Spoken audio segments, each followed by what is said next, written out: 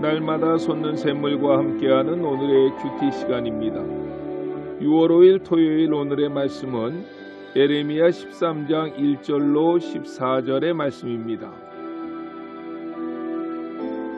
여호와께서 이와 같이 내게 이르시되 너는 가서 뱃띠를 사서 내 허리에 띠고 물에 적시지 말라. 내가 여호와의 말씀대로 띠를 사서 내 허리에 띠니라. 여호와의 말씀이 다시 내게 임하여 이르시되 너는 사서 내 허리에 띈 띠를 가지고 일어나 유브라데로 가서 거기서 그것을 바위 틈에 감추라. 내가 여호와께서 내게 명령하신 대로 가서 그것을 유브라데 물가에 감추니라.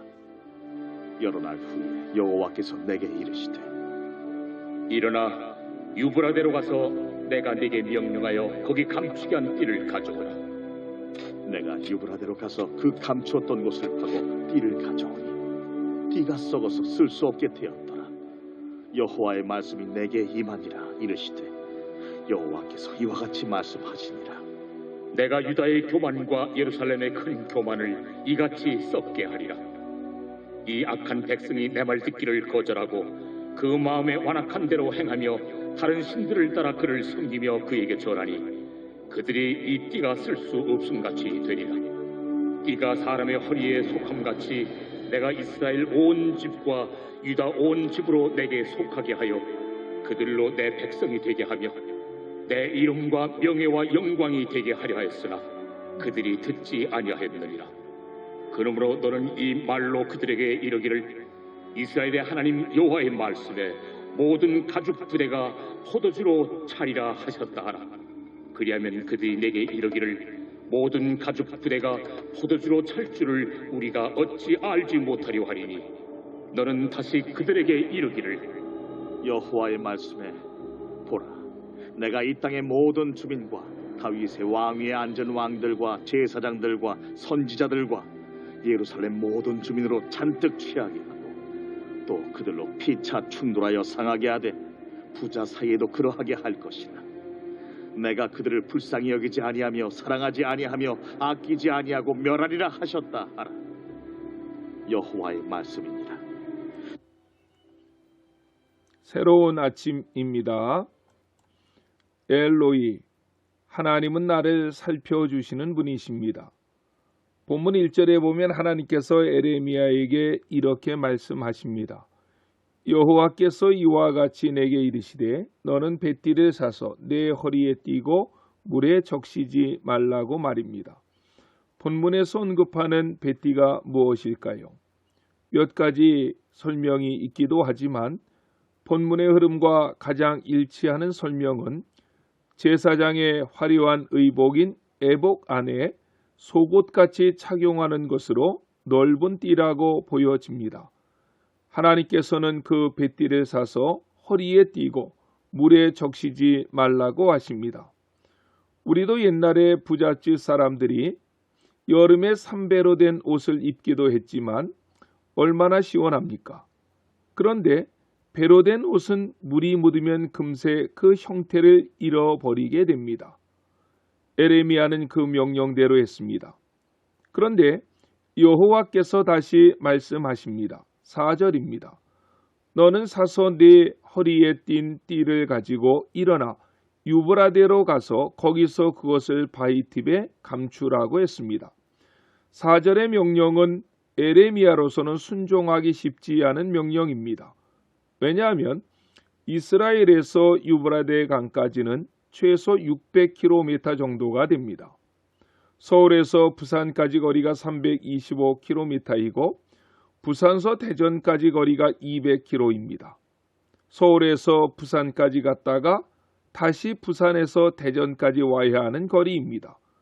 지금으로부터 2600년 전의 교통수단이라는 것은 보통은 걷는 것인데 이 먼 거리의 중요한 일도 아니고 그 뱃띠를 강력 바위에 감추고 오라고 하시면 그 명령을 하나님께서 내게 했다면 나는 기쁨으로 순종할 수 있을까 하는 생각을 하게 됩니다.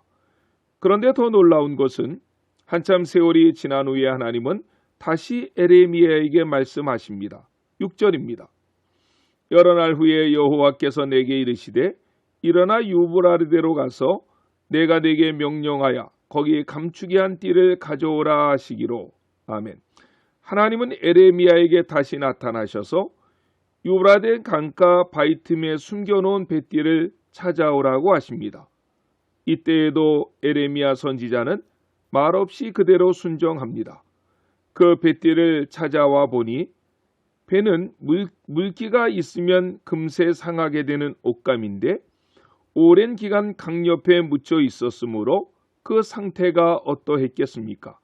7절 하반절에 보면 띠가 썩어서 쓸 수 없게 되었다라고 했습니다. 그렇다면 왜 예레미야 선지자가 아니면 누구도 순종하기 어려운 이러한 명령을 하나님께서는 에레미야 선지자에게 말씀하셨을까요? 그 문제에 대한 답을 줄 수 있는 말씀이 9절입니다. 여호와께서 이와 같이 말씀하시니라. 내가 유다의 교만과 이스라엘의 큰 교만을 이같이 썩게 하리라. 아멘. 하나님께서는 에레미야 선지자에게 그런 명령을 하셨는데 그 이유는 그림 언어로 유다의 죄가 무엇인가를 보여주고 싶었기 때문입니다. 그렇다면 유다의 죄가 무엇입니까? 한마디로 그것은 교만이었습니다. 교만의 죄로 인해 유다는 썩어진 뱃띠같이 유브라데 강에 위치한 바벨론에게 멸망을 당할 것이라는 장차 일어날 일에 대한 예표로 예레미야 선지자가 아니면 누구도 순종키 어려운 명령을 하신 것이고 예레미야 선지자는 이 명령 앞에 온전히 순종했습니다. 오늘 본문의 말씀에서 우리는 중요한 질문을 던질 수 있습니다. 그렇다면 교만이 무엇이냐 하는 것입니다. 거기에 대한 대답이 10절 말씀입니다. 이 악한 백성이 내 말 듣기를 거절하고 그 마음에 완악한 대로 행하며 다른 신들을 따라 그를 섬기며 그에게 절하니 그들이 이 띠가 쓸 수 없음같이 되리라 라고 하셨습니다. 이 악한 백성이 내 말 듣기를 거절하고 라고 하나님은 말씀하십니다. 교만이라고 하는 것은 하나님의 말씀 듣기를 거절하는 것입니다. 그것이 교만입니다. 하나님의 말씀 듣기를 거절하는 교만의 죄는 그 백성을 완악한 대로 행하게 하며 다른 신들을 섬기는 것으로 그들을 인도했다는 것입니다. 결국 이 교만의 죄는 하나님과 이스라엘 백성들 간의 언약을 깨트리게 합니다. 그래서 10절을 시작하는 단어에 우리가 주목해야 되는데 이 악한 백성이라고 하나님께서는 이스라엘을 향하여 말씀하십니다. 하나님과 이스라엘 백성들 간의 언약 관계를 설명할 때 사용하는 단어가 있습니다. 내 백성이라는 말입니다. 내 백성이라는 호칭에서 이 백성이라는 호칭으로 넘어갈 때에 언약 관계에 문제가 생겼음을 암시합니다. 그런데 본문 10절에서는 이 악한 백성이라고 이스라엘 백성들을 향하여 하나님께서는 호칭하셨습니다. 그들의 교만으로 하나님과 이스라엘 백성들 사이에 언약 관계에 심각한 문제가 생겼다는 것입니다. 솔로몬이 다윗의 뒤를 이어 이스라엘 3대 왕이 되었을 때 솔로몬은 하나님 앞에서 1000번제를 드리며 간구했습니다. 그때 하나님께서도 감동하십니다. 그래서 열왕기상 3장 5절에 보면 하나님께서 솔로몬에게 나타나셔서 내가 네게 무엇을 줄고 너는 구하라고 하셨습니다. 이때 솔로몬이 하나님께 구한 것이 무엇입니까? 솔로몬이 지혜를 구했고 그것이 하나님의 마음에 들어서 하나님께서는 그가 구하지 아니한 부귀와 영화까지 주셨다고 알려졌는데 더 정확하게 말씀한다면 솔로몬이 구한 지혜가 무엇입니까? 열왕기상 3장 9절에 보면 누가 주의 이 많은 백성을 재판할 수 있사오리까?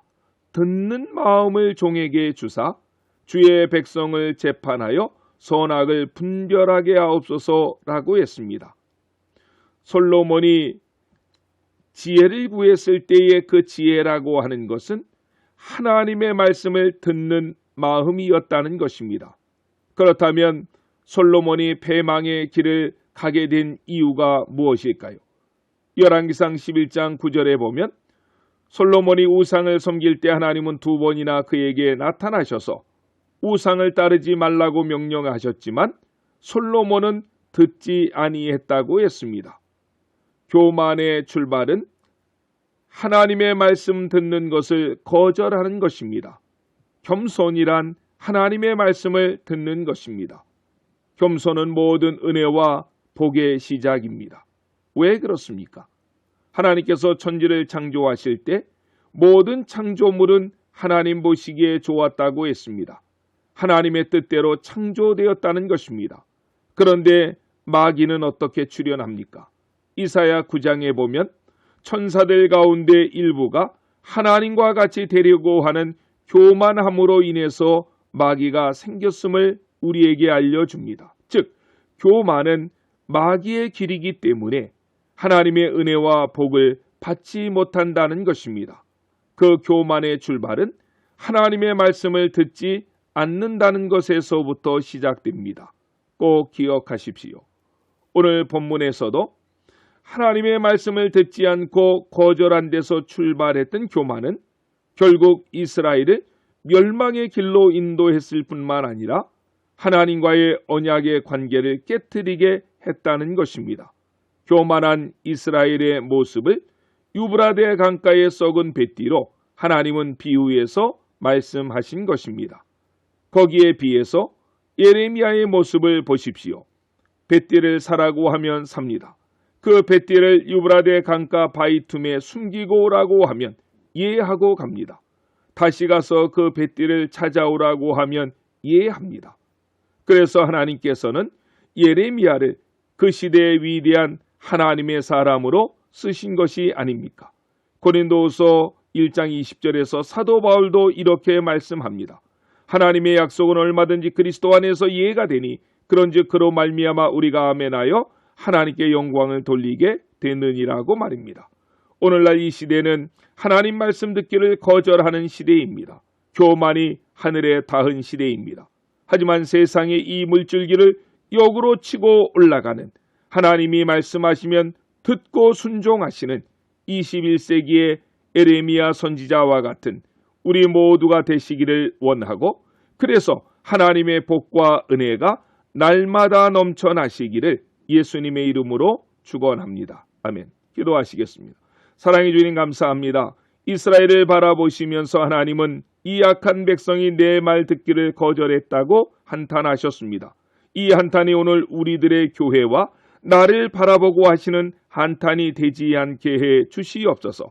에레미야 선지자처럼 우리의 경험 이성 지식으로는 받아들일 수 없는 명령이라 할지라도 하나님이 말씀하시면 이해하고 순종하게 하시고, 바울의 고백처럼 그 아멘이, 그 예스가 결국 하나님께만 영광이 되게 해 주시옵소서. 예수님의 이름으로 간절히 기도드렸습니다. 아멘.